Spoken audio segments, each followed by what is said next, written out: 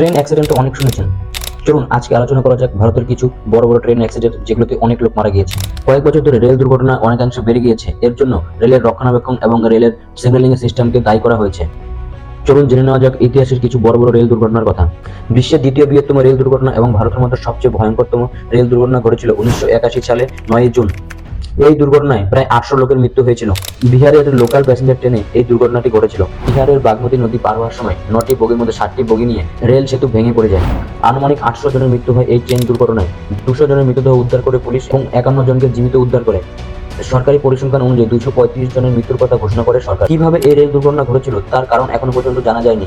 সাধারণতভাবে সেখানে ঘূর্ণিঝড় চলছিল এবং তার জেরে এই দুর্ঘটনা ঘটতে পারে বলে ধারণা সবার। 1700 জনের বেশি যাত্রী নিয়ে পাড়ি দিয়েছিল ওয়ান কুইন এক্সপ্রেস, কিন্তু সমুদ্রের সুনামিতে পুরো ট্রেনটি ডুবে যায় এবং 1000 জনের মৃত্যু হয়।